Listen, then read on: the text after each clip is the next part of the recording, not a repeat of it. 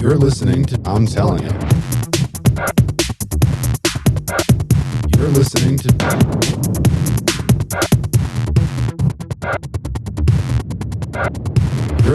to I'm Telling You. Hey fam, welcome back to another episode of I'm Telling You. I'm telling you. As always, your faithful hosts, Philly D. Mr. Gemini. Clickety clack a fact check of this JD. She's trying not to laugh right now. I don't know what's. I know. No, it's good. It's good. Yeah, we had a saucy green room. It happens. Anyways, if you want to reach out to us, you can hit us up collectively, ITY, directionsmusic.org, or individually At Gemini, GEMINI, at directionsandmusic.org. or Philly D, PHILLYD at directionsandmusic.org. Yeah, and if you're a first-time listener, you're just kind of checking in. Hey, this is a 30-plus year friendship of you and I having organic, continuous conversation, so much so that it's just, it is what it is. It do what it do, baby. I hope it's getting other people. I hope it's getting other people out there to start talking and just be silly and just play around with the what ifs. Because that's what we like to do, right? Yeah, we have very deep intellectual conversations that engulf many ideations, topics, and we attempt to add levity so as to keep it light, keep it funny. So we do like dad we quotes, don't do anything. movie jokes. We're just talking and stuff. That's all we're doing. We're just talking. Yeah, 30-plus year conversation that's just been continuous. So this, and he always likes to call me a jackass, but this jackass. No, I say us. These jackasses. This jackass plural. over here. There's more than one of us in this room on that. For like 2 years. Like every time we'd hang out, and every time we hang out, we have like this huge, like rambling conversation. And you just look at me at the end and just be like, yo, bro, we just need to start recording this, man. We need to record this. I know, but I wanted to do it for sketch comedy. And I'm like, why? Because we're funny. That's an opinion. Well, you call it sincerious. And I mean, when you coined that phrase, I really enjoyed it. It really is. Well, because we are serious and sincere. However, there's a... No, we're sincere, but when we're serious, we're being sincerious. But sometimes we're being... a couple of jackasses. Yeah, no, that's pretty much it. Sincere, goofy. That's what I'm saying. They don't all mix together as well as sincerious. But no, it always. This melds very nicely. We have to think about it more. We don't have to think nothing. There's no thinking here. That's what this is. That's the beauty of it, man. There's no thinking at all. Dude, so organic, we have no idea what's about to come out of our mouths. No, we really don't. I have no idea. I always say it's the Will Ferrell. Like in every other aspect of my life, that's not a good thing. But here is A-okay. Yeah. No, I always say, the Will Ferrell in Old School where he's doing the debate scene. He's just like, what happened? I blacked out. We get done while we know what we talked about. We're just like, how did that happen? And we bring it back around. What happened? I'm just saying. Somehow or another, whatever we start with or seems to be the pertinent part of conversation. Did I break it? We go through like... What's high score mean? 17 movies. 17. Easily 17 movies. Music. 17 is apparently his favorite number. So I'm just going to let you know. It's not my favorite number. It just is the number. It's not my fault that it turns out to be 17. Why can't it be 12? Because it's 1, 2, 3, 4, 5, 6, 7, 8, 9, 10, 11, 12. Because if it was 12, I would be like, it's 12. But 13, it's not 12, it's 17. 15, so I 16, say 17. 17. 17. 17. It's not my fault. Same thing is like 42. It's 42. It's not my fault that the answer to all things and everything at all times at once is 42. Like that's not my fault. It is though. It is. I don't write the rules. No. I'm just saying. No, I just got to live by them, And it's 42. I mean, this Blue 42. Blue 42. Master super genius computer worked on this for thousands of years. I mean, I think it would know the answer. I think it just gave up and it was like 42.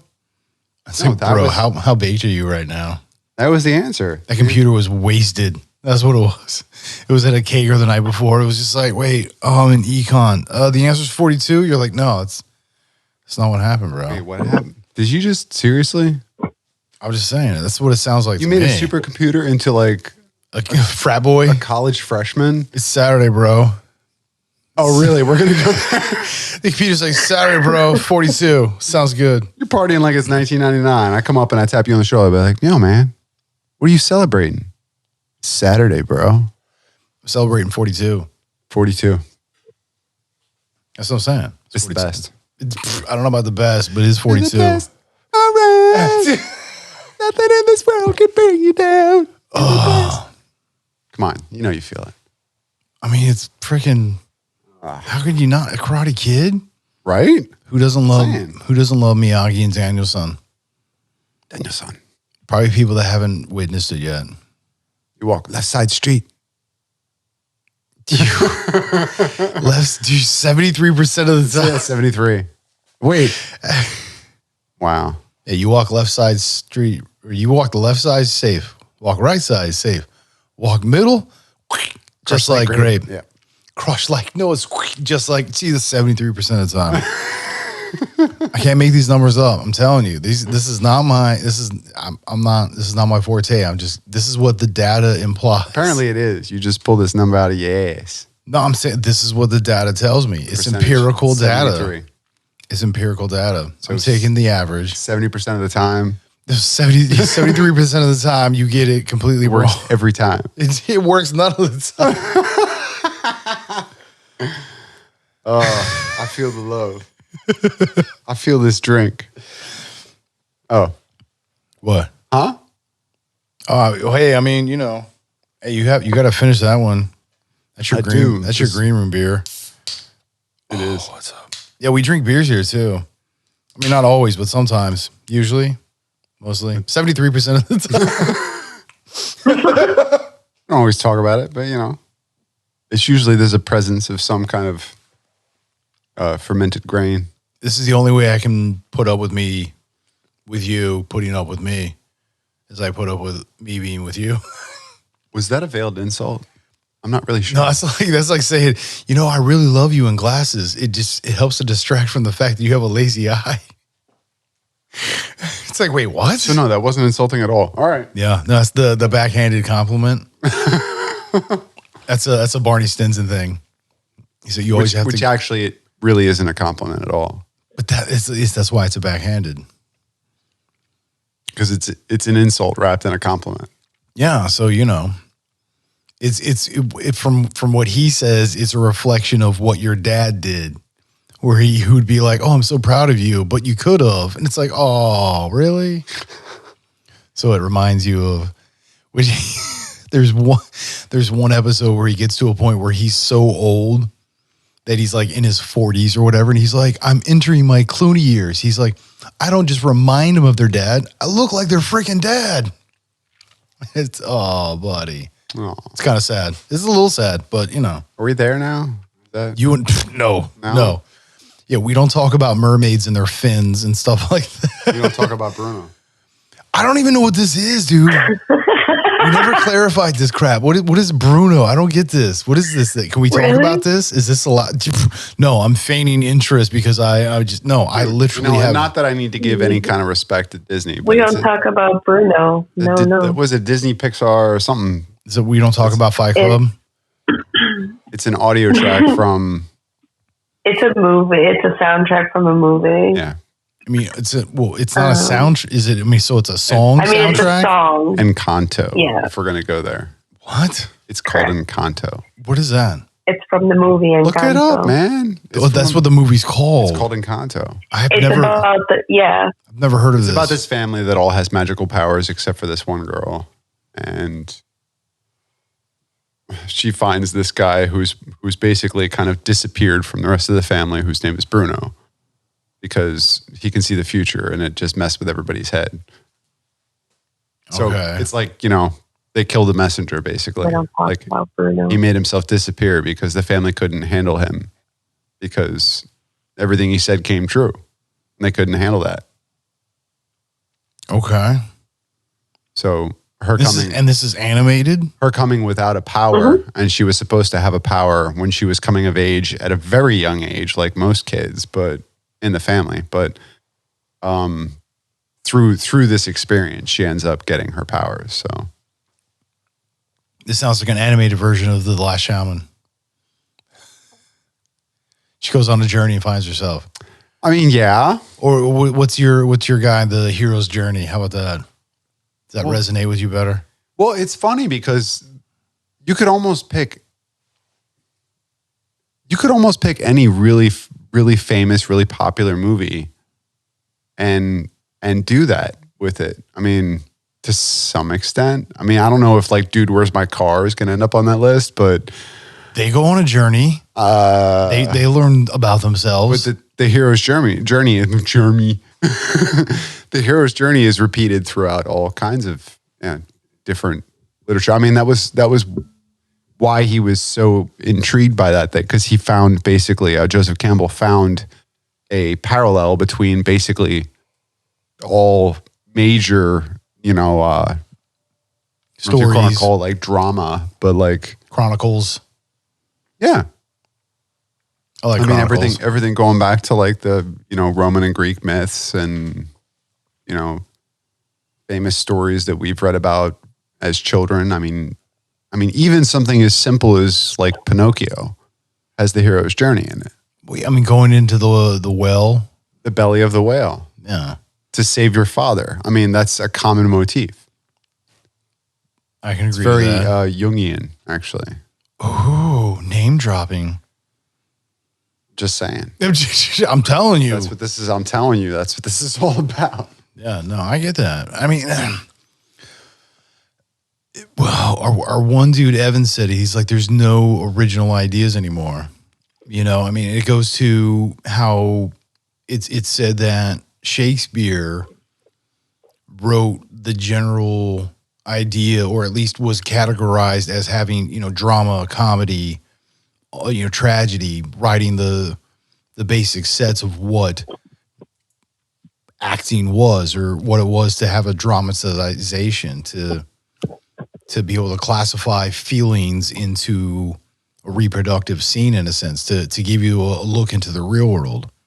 Well, he had a real talent for the English language. And as a matter of fact, I think there was many phrases that were coined that, or even words that were created that to this day exist because of him.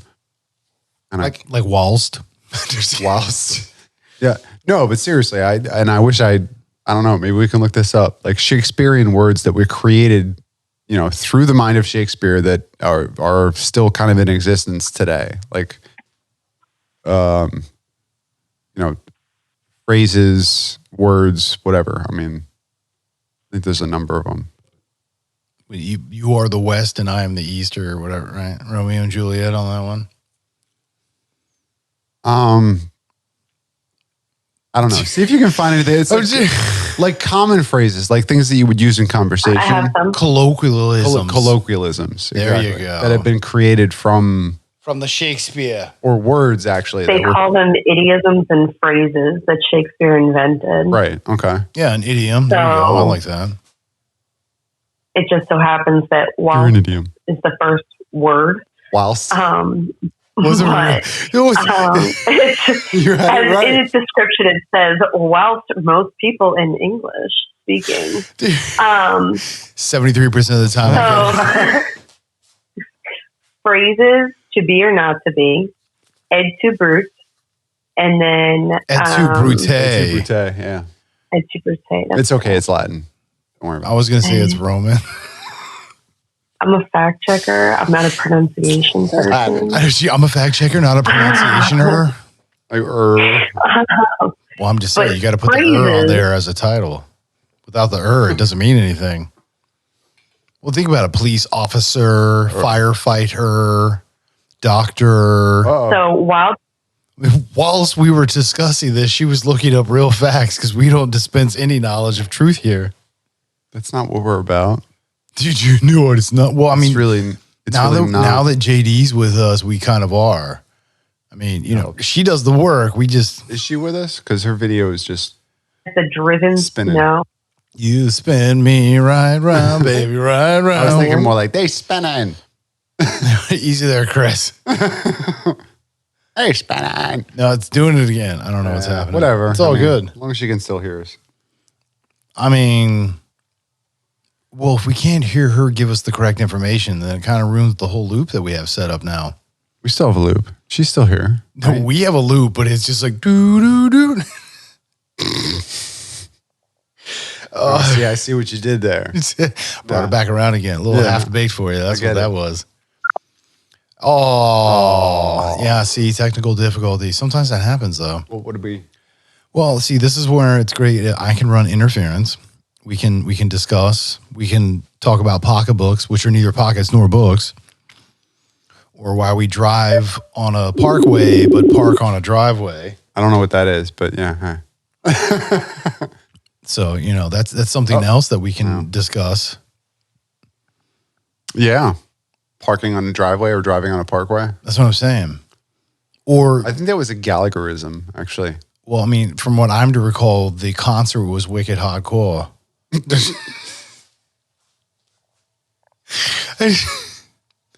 So you want to explain? Here, let's talk about idioms. I bought a tonic for $1. You wouldn't know. All right, so no, let's talk about idioms. Right? There's more than one way to skin a cat. That just sounds terrible. Like, Yeah, I know. Why would you just going to get? I mean, unless you're Alf. how do we come upon this? Like, Alf told us. I mean, because you can do it this way, or you can do it that way, or you can, like. I did it like this. I did it like that. I did it with the wiffle ball bat. So I'm on the run.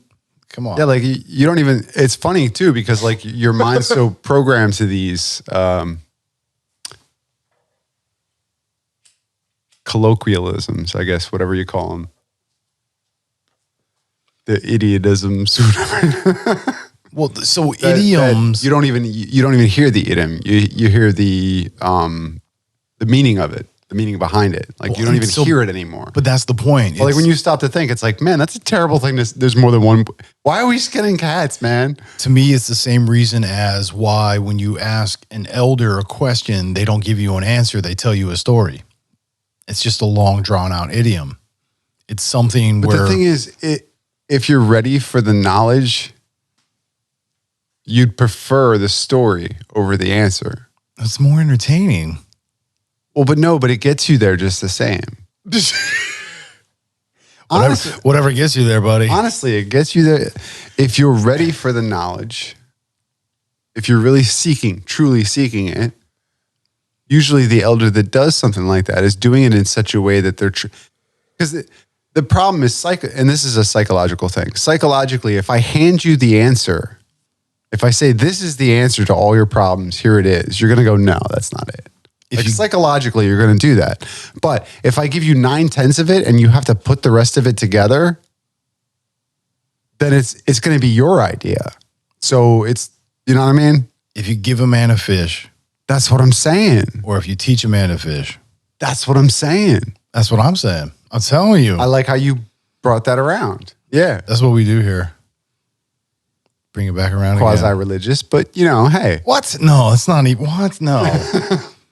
No, I believe that was a direct quote. I do stone sharpening stone, iron sharpening iron. Well, yeah, we do that too. But that's what I'm saying. It's the same thing.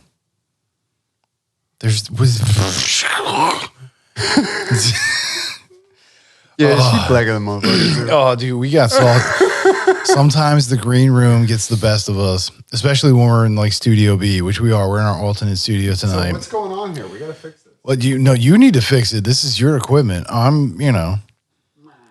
do my thing. You do your thing. When we're in your house, this is what this is. This is your Studio B. Whose house? Mr. Kid's house. That's what it is. I know. It's just like, call back. Like, yeah, we're just running without her. So wait, this show does not exist without her. We lost our fact checker. We can't do without our. We can't do without our fact checker. I mean, we can. It's just it's not very. You two are totally full of S, and it's not even funny. Yeah, I mean a little bit, pretty much. See, but having a fact checker, it's like no. We want to know the truth.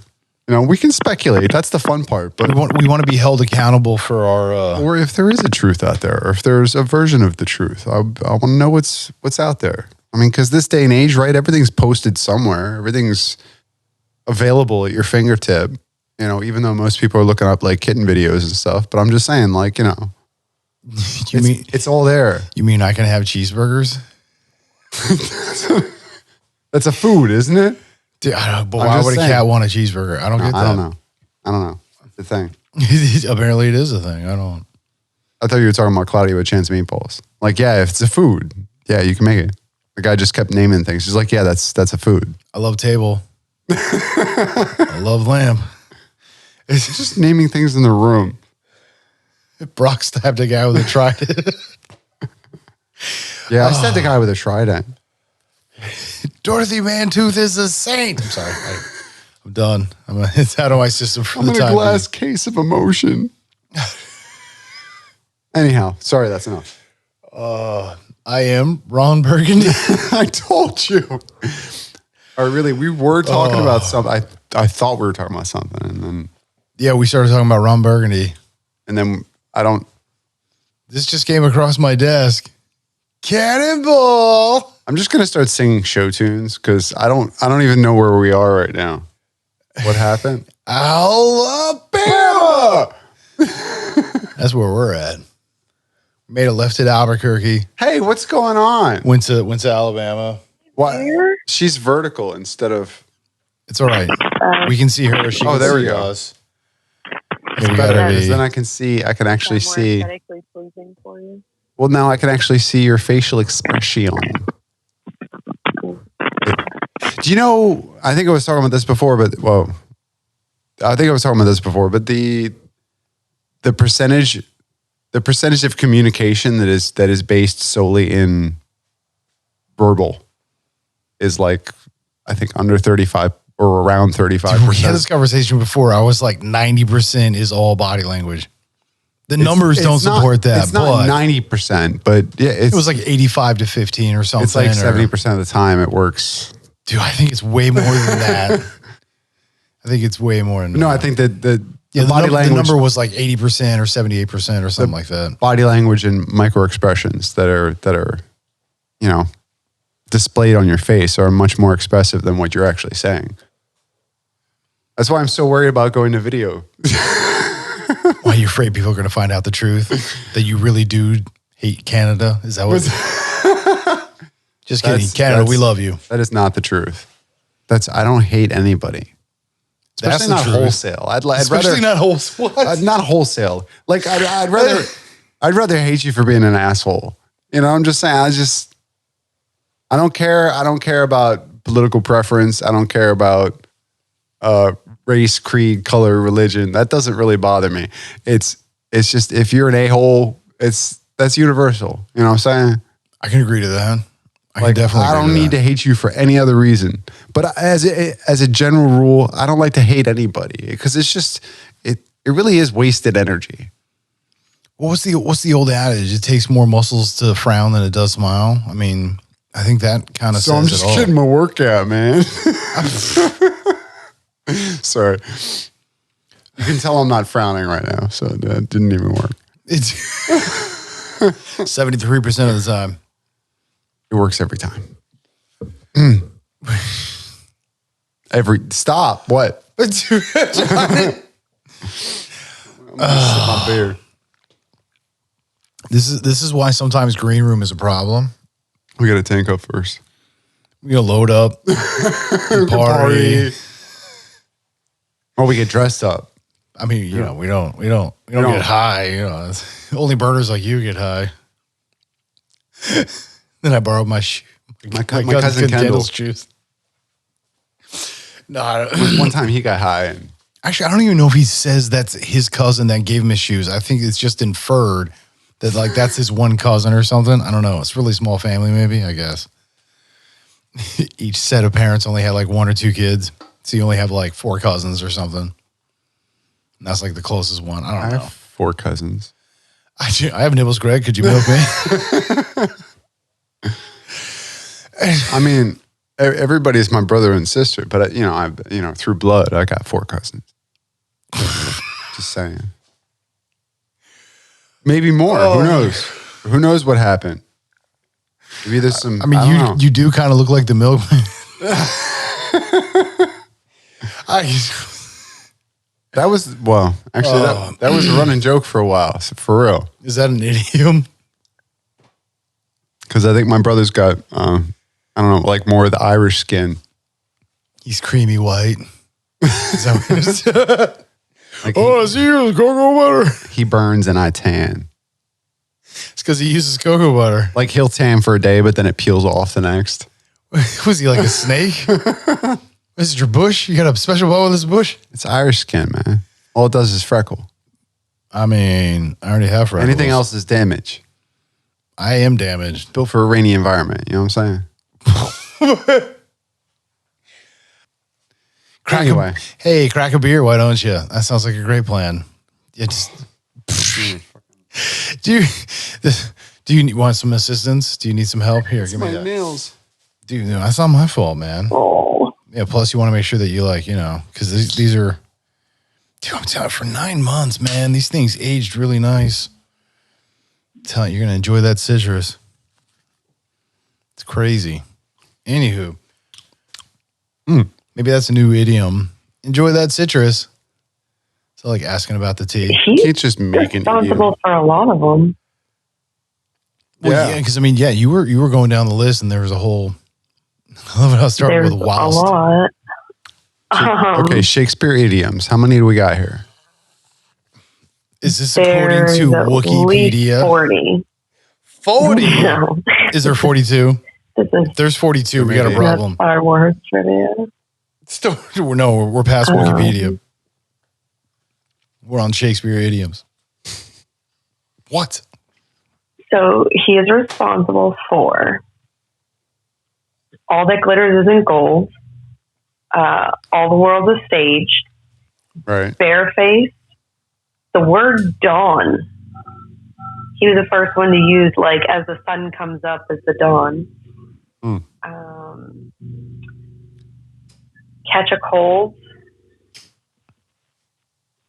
eat us out of house and home, elbow room, fair play. We're picking up on something in your feed. I don't know. Yeah. It is what it is. I don't know. I don't know what that was. It sounded like aliens. Dude, is that what it was? It may have been. I don't know. I mean, we have been talking about a UFO aliens. coming into land. I don't know. We've been talking about aliens a lot. So, I mean, it's very possible that, they're starting to pick up on our feed or something. I think they're flying over your house. Like was it? Look out your window. Do you see flashing lights or? She like literally looked. Oh, that is too funny. There was some weird noises coming out. I don't even know what that was. It's weird. Yeah, usually we get everything worked out and we're good to go. But tonight, I don't know. Maybe it's Studio B. Is there like something going on here? We were talking about Some weird Ghostbusters. energies. Maybe there's spirits. And we're picking up like EVPs. Is that what they're called? I don't. Something like that. Ghost faces. Yeah, what the electronic voice phenomenon or something like that. Sorry, there was a joke made about that on like the Ghost Hunters. There was a joke made on Supernatural, the show that I like to watch, and then the show that these kids created was called Ghost Facers. Ghost facers, like FACE, like we're gonna face you. Yeah. Look, we're facing ghosts. We're ghost facers. Oh, That sounds horrible. I know, but that's what made it funny. I feel sad right now. But yeah, they were making fun of those groups that do like the ghost hunting shows. I'm not saying that ghost hunting is like. You're not mocking ghost hunting. You're mocking ghost. You're mocking the mocking of ghost hunting. I'm mocking the commercialism of the idea of the show, and maybe it's just you're creating a lot of drama on film. And dude, it's I not feel necessarily. See, I definitely feel most TV at this point is scripted. I don't care what it is. So no matter what genre you're in, if it's like sci-fi or dramatization or somehow or another, like it's just there's some kind of scripting to it nowadays, which is kind of sad. I mean, all I'm saying is I'm not to say there's no such thing. I'm just saying I don't think that what you're seeing on TV is quite that accurate. I don't know. I feel like Ghostbusters is real. Why would the TV lie to me? Like the 1980s movie? What's here? Or like the whole franchise? Like you think it's a real... See, this is why I really enjoyed the newest version, because they really did tie it into the original storyline and plot and everything. It was very much a continuation. Fun fact. I love fun facts. The director of the Afterlife is the son of the director of the 84 version, and he said that it was his love letter to the original. And he brought on a lot of the original creators and everybody who helped make the first film, brought them in to help do the second film to make sure it tied in completely. I think the term is homage. Yeah, it was Jason Reitman, the son of Ivan Reitman. Not a homage. You homage, dude. That's from Cop Out. Yeah, I know. It's homage. You know what's best? All right, check this out. All right, so they really worked well together. So here, little known fact, movie wise. All right, I'll give you one for Cop Out. So Kevin Smith wrote, directed. You know, it was I didn't know that, but that makes perfect sense. Tracy Morgan and Bruce Willis. The original title for that movie was Just a Couple of Dicks. Because they're detectives, and that's another name, right? Well, the Motion Picture Association or whatever, you know, the MPAA, the ones that are like yay or nay, what you get your rating as, everything, wouldn't let him use that title. They're like, yeah, everything's fine, everything's good, but you can't call it that. So Kevin Smith was like, okay, fine. Cop Out. So, well, no, so yeah, one that, but two. The opening scene, Tracy Morgan and Bruce Willis are going back and forth doing their thing where they're interrogating this guy to get information. Right. When they get the information, the two of them come walking out of the interrogation room, and everybody's like, oh, yeah, hey, oh, you know, give them the applaud, golf clap and all that. Like, good job and whatnot. They're like, hey, we're just a couple of dicks. So they literally say the line to poke at the MPAA on that, where it's just like, oh, I can't call it that? Okay. Like an homage to the homage. Yeah, a little bit, pretty well, right? Yeah, a little FU in your couch right there. That's what that was. I wouldn't step all over nobody's couch. Cokaine's a hell of a drug. Yeah, I remember doing that. Oh, I do love me some Rick James. Rick James, bitch. Darkness. We're not even doing either one of those, though. We're just doing Dave Chappelle. I mean, at this point, we are. Yeah. I mean, the caricature. I was waiting for Samson to come out. Samson. Samson gets me lifted. I want to talk to Samson. I see the moon. I can see it crazy. That's what I'm saying. Dude, you know what? I love that. I loved how Dave Chappelle got a Mark Twain. Like, let's be honest. You know we sell this, right? I just quit buying 2 days ago. Yeah, right. But you know, for real, dude, Dave Chappelle getting a Mark Twain. Like, that's one of the few times I feel that an agency, a collective, you know, an industry, whatever you want to call it, gave true respect where respect was deserved and earned. You know, because typically, like, I mean, I'll use the example of the Chinese, you know, Grauman's Chinese theater with the stars and everything. I feel like so many people get stars nowadays. It's like, you know, you can buy a star at this point. It's like $1,500. Right. But to get a Mark Twain, you really have to, it's something that has to be earned. And the fact that he was given that respect, I mean, I thought that was dope as can be. Plus, I think once he was getting his Mark Twain, he was like smoking on stage. He's like, yeah, whatever. I got this. It's funny. I'm not even aware of the award, but I guess maybe you're teaching me something tonight. You know about Mark Twain Award? No, not so much. It's for This is for everybody out there that doesn't know what that is. Yeah, high regard in writing specifically. So for his comedic abilities, so not just his show, but also his... Because Samuel Clemens was a prolific writer and, right? It was named after him, I'm guessing. Well, but so I don't know why the name is what it is. I just know that award is given out to... it's beyond like Nobel Peace Prize. It's a recognition of talent, career, everything. So I mean, it's literally getting into the Rock and Roll Hall of Fame for writers. It's hard to get. Yeah, and Dave Chappelle got that, and he earned that. Usually, something you acquire posthumously. It's the kind of thing. Yeah, I don't think it's something they just like hand out one a year. It's like this year we're giving it to. I mean, I don't know. Maybe it is an annual award, but. Okay, so you're not fully read up on it either. We should learn more about this. I don't know much about the Mark Twain Award. I mean, I know enough that I know what it's about. I mean, that's good enough. So I got 73% right. It's the prize for American humor, and it was presented by John F. Kennedy Center in the Performing Arts annually since 1998, except for 2020 and 2021. Okay, so there you go. So once a year, there you are.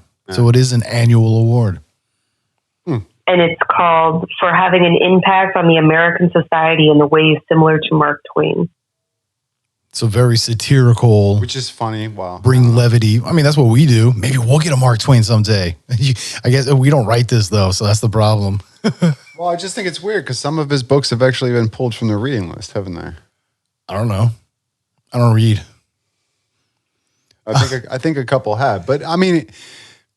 he tended to try and capture an era when he wrote. Like he would try to capture the era that he was living in, and right. And there were certain things that were said that were inappropriate for today's standards. Let's say, and I believe I'm not completely 100% on this, but I believe some of his most famous books have been removed from the reading list of, especially like. High school and younger, I think. I don't know. Maybe we need a fact checker to check into this, but see, this is where I go to the whole parenting idea that I've really attempted to embrace is my job is not to censor what goes into my child. My job is to teach my child how to censor, him or herself, whatever, so that they can read a room, be appropriate. Well, the important is differentiation. Well, I feel by limiting experience, you're putting your child into a bubble and you're not really allowing them to imagine and grow and question. Well, and there's the other problem too. I mean, you shelter your child too much. That's what I'm saying. I don't want to go off to college and it's like, woohoo! I mean, that's honestly a big thing is we have so many rules. Like, hey, have respect for yourself before anything else, Yeah. But we don't teach our kids to love themselves, I think is the problem. And we do that a lot by restricting. Society-wise. But just in general. I mean, a lot of parents do it because, I mean, think about it. That's how we were programmed or trained was to be told no. It was never to be told yes. It was always to be told no. No, that's going to burn. No, that's going to hurt you. No, that's going to kill you. Well, I mean, that's how you perceive it too as a child. But I mean, honestly, like when you get older, like I'm getting to the point now where I'm like, no, I guess I understand a lot of the things that my parents did. Well, again, and whether you agree with them all or not, it's like you still have an understanding for why, more so than you did as a child. So, but that's my thing is, beyond understanding, that's the context in which they were raised. So of course, that's what they're going to teach us. I mean, because when I was a child, I thought like a child. But when I became an adult, I put away childish things. Well, some of them. See, that was in Hackers. Matthew Willard quoted that part. That's a good quote, though. I mean, actually, you know what? Hackers there's a paradigm shift as you get older. There really is. There's you start really realizing what's important. Like, I mean, the moment, I don't know if it's the same for everyone, but the moment I got out of high school, I was like, I realized what a joke it really was. Everybody's playing this game about popularity when like, that's not really important at all. Well, I feel most of the time when you think about high school and whatnot. I don't think you and I were so much like hooked into that as everybody else was. Well, that's the thing is like, so in high school, all the kids that were popular, and you go back to, the 15 or 20 year reunion or whatever, and you find that they are the ones that are stuck in this weird societal picket fence, 2.5 kid kind of a thing. And the free thinkers, the one that got mocked and bullied, all of a sudden are like entrepreneurs with millions of dollars, and they're driving like Lambos and stuff. And you know what I mean? I feel like. Well, I mean, I'm not like that. Well, not yet, but anyway. But well, whether you're doing with like material possessions or spiritual living, those individuals typically have bettered their lives. Well, that's the interesting thing, and I was just having that thought the other night about when we were talking with our other friend about lost civilizations and about advanced societies, and his definition of advanced, I think, differs a little bit from mine. Now, I would think an advanced society has learned things like acceptance and openness, and so on a spiritual level, like Matthias, right? De Stefano says about, they were still, we're talking about Atlanteans, he said they were very advanced, mathematics and philosophy and all kinds of other things. And maybe even like dabbled in trying to learn about electricity and energy and stuff like that. But at the same time, he's like, they were still riding horses and camels. Like it wasn't like as advanced as you think, but was it?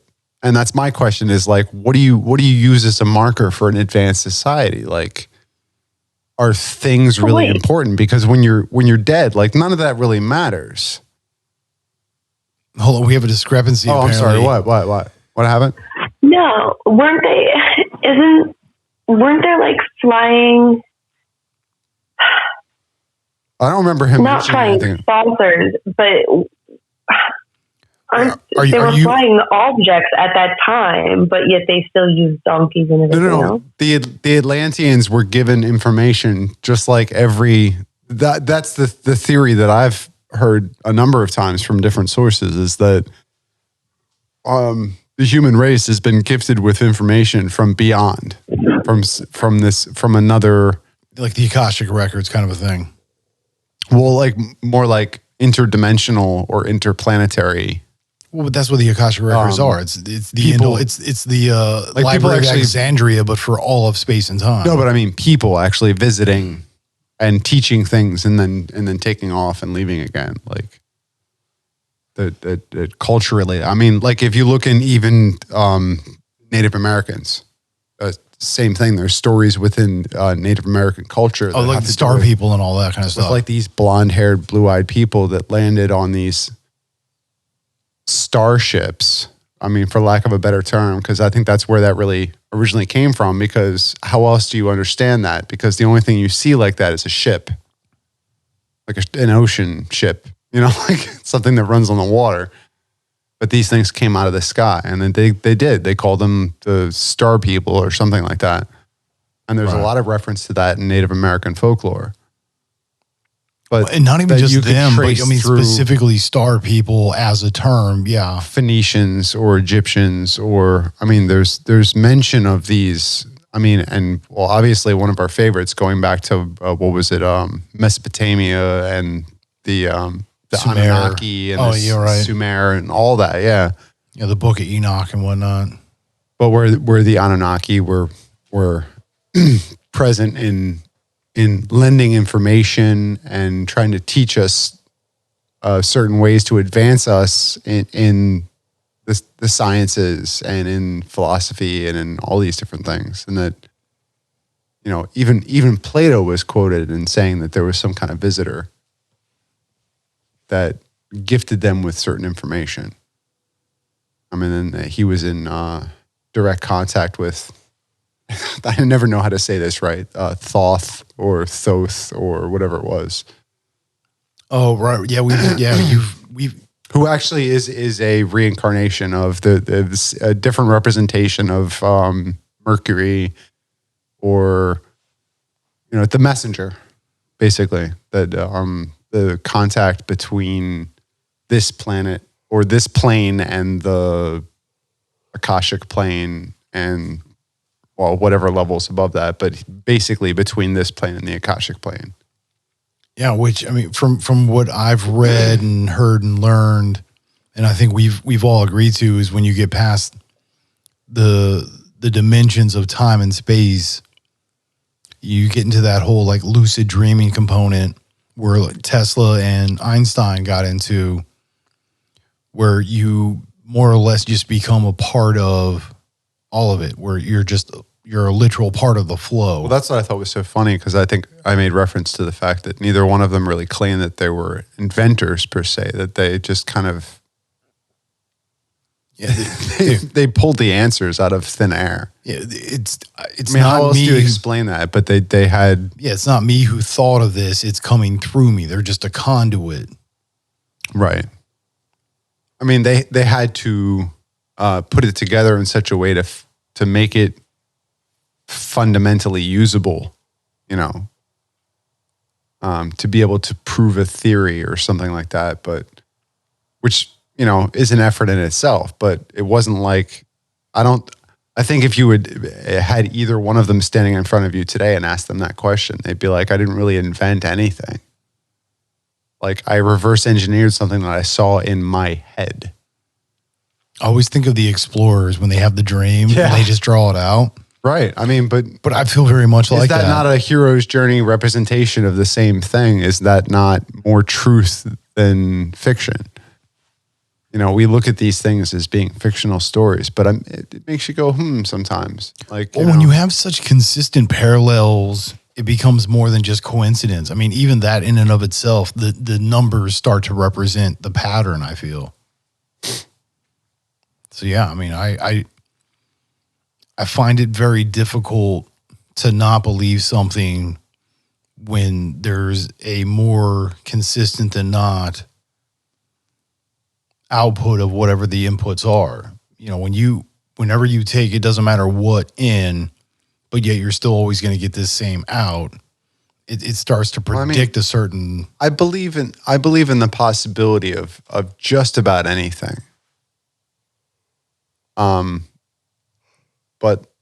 I'm sure most people feel the same way, but I think 98% of what's out there is complete bunk. You know what I mean? The stuff that ends up somewhat mainstream, and even when you're talking like YouTube and stuff like that, I think the stuff that ends up mainstream is questionable. Like you still have to kind of vet that information. See, that's why I like the. But I think there is truth to all this stuff. Like, I believe there have been visitations by extraterrestrials for eons. See, I don't want to call them extraterrestrials because then it instantly goes to like aliens. I would say interdimensional beings or alternate beings of another. Probably a better way to put it, because it's really hard to say. I mean, we had that conversation before. That, like, the whole idea, like, what if they're not alien at all? What if they're just the future us?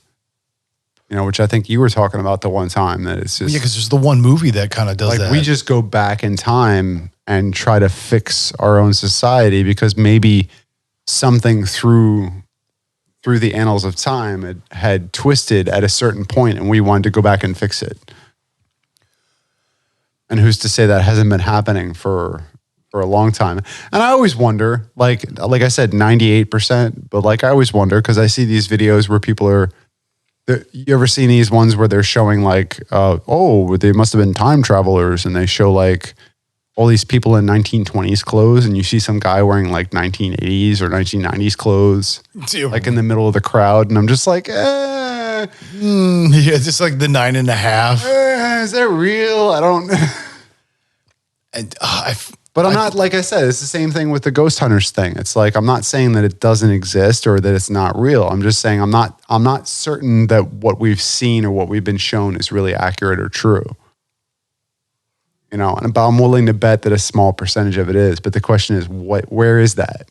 Like, how do you draw that line? Well, that's why I like the Aubrey Marcus thing, where it's what feels right. When you hear something, it just resonates with you so much that your heart's like, yeah, that's the truth. I think that's a fair. I mean, and I think that's the way the truth hits you. I think when you're open to it. I feel. I think a real truth hits you as if it's a remembrance.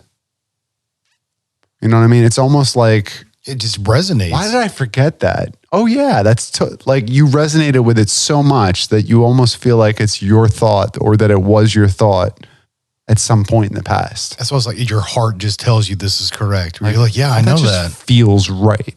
Yeah. You know, I think when you are open enough to accept something on that kind of a level, that tells me, because there's so many times when I hear this, that, or the other, and logically it's together. You know, the empirical data says, but it doesn't feel right. I mean, but for my own personal entertainment, I'll sit there and spend hours watching the 98% that I think is complete bunk. You know, it's entertaining for me because I like the idea that there could be something like that in existence. Well, because what if listening to that? And honestly, I don't, like I said, I don't know which that 2% is that's accurate. Kind of the same thing of like listening to us. We don't know what it is we're going to do or say, but there's going to be some good from it. I would hope so. I mean, there already has been. There's no hope so. We've already done it. We're just waiting to do it again. Well, honestly, there has been, you said, even on the home front. Oh, yeah. And that's there's no way you could diminish that. That's you and very important. You and I personally, as individuals, and I honestly just had this realization the other day. You and I, from the little bit of time that we've been doing this, we've grown personally, but we've also grown in our own relationship even better. And we really have been bettering each other. We, stone sharpening stone, we have been. And it's spilled over into those around us. So yeah, just even on us in that kind of a sense, yeah, we've already made betterment in this world. Are you saying those like directly around us or those affected, within the circle of the sound of our voice? Both.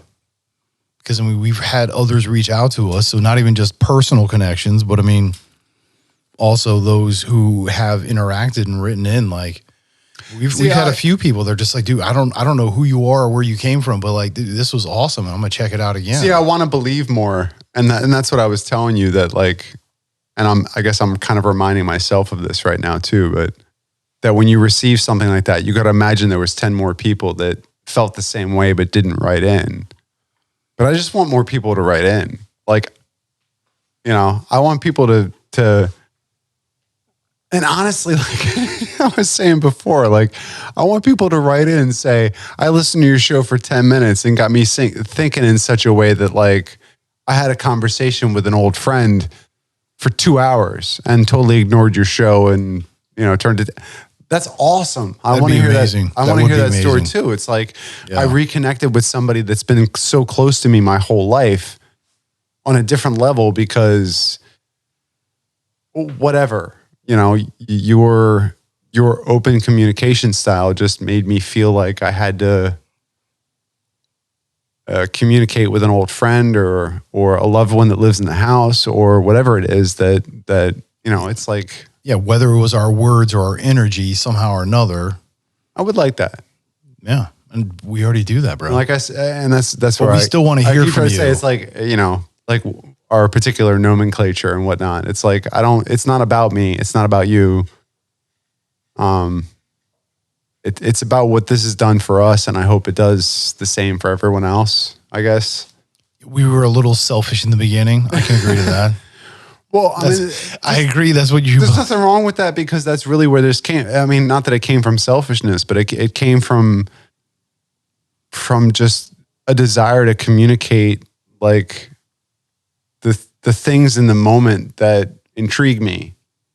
And like and I just said to you the other day, I said, there's not many people that I can have this kind of conversation with and not walk away feeling like, man, are they going to judge me for the rest of my, like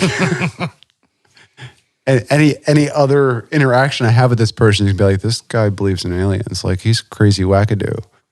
Right. know? Yeah. But it's not like I say any of this stuff for me is like set in stone. It's not like I believe it with all my heart. I always leave a little bit of hope hanging out there that maybe there's something more than what we can see, taste, hear, touch, smell.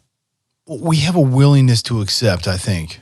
While we're very solidified in our belief systems, we're still willing to go outside of that box, to take a step outside of what we feel is our structure, in a willingness, just not even to say, yes, I agree with you and I'm going to believe this now, but a willingness to at least take it in. To question it. Really. I mean, because that's... Well, it's like you were just saying. How many great things in this world came about because somebody was willing to question something that most people would consider unquestionable? Yeah, because like you were saying, how you would listen to the other 98% because there might be 2% in there that resonates, and it's like, holy crap, I never thought of it from that perspective. And now all these things that you have been believing either make more sense, or there was a part that maybe didn't quite, and now all of a sudden it's like, hey, you know what? Maybe I should readdress this. I allow myself that excuse too, because just for the pure fact that to me, it's entertaining. You know, Socratic method. As long as it's entertaining. I mean, even if nothing else is coming from it, it's entertaining to me because I'm entertaining the idea that this could be a possibility. No, I mean, honestly, yeah, I mean, no, I get you. That's what it is. It's like, it's not that I believe it all. I really don't. I question. You know, and I think everybody should be that way. I think that should be the norm. You know, shouldn't we all question? Yeah, and I mean, like, do you say gravity is a constant? Is it a constant? Gravity is based on, you know, the shape of our planet and the way it circumnavigates the sun and the way it's tilted and all this other stuff. Who's to say it's a constant? Maybe it fluctuates.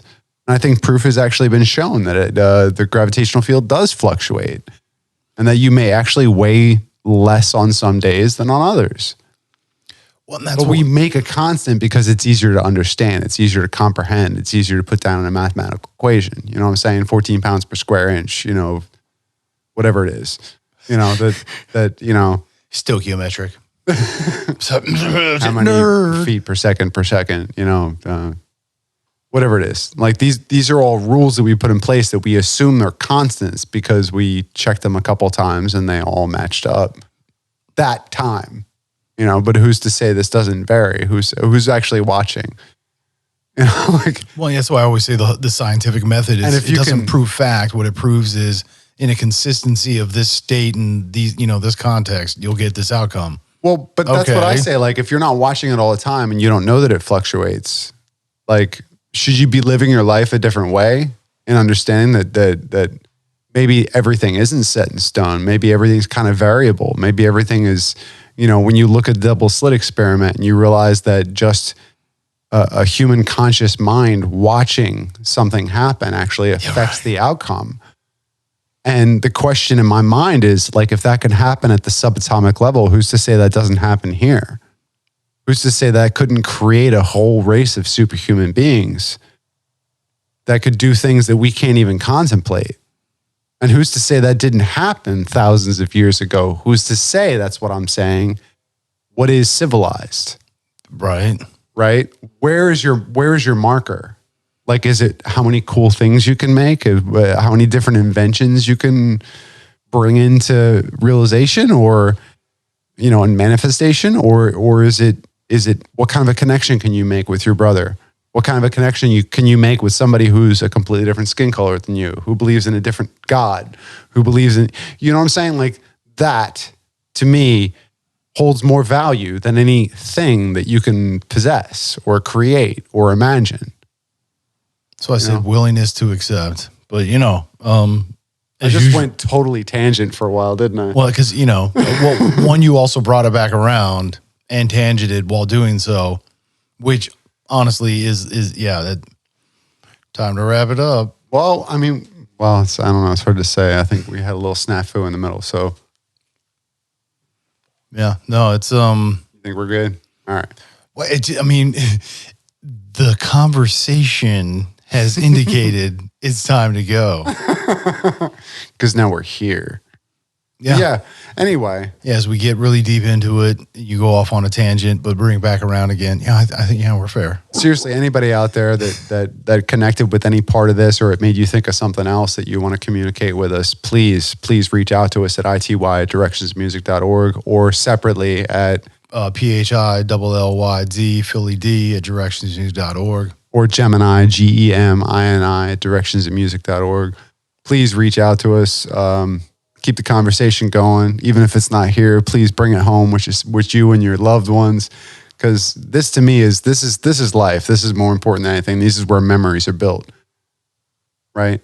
It's not the things that you accomplish. It's the memories you make, right? It's the friendships, it's the unity that we feel in certain moments.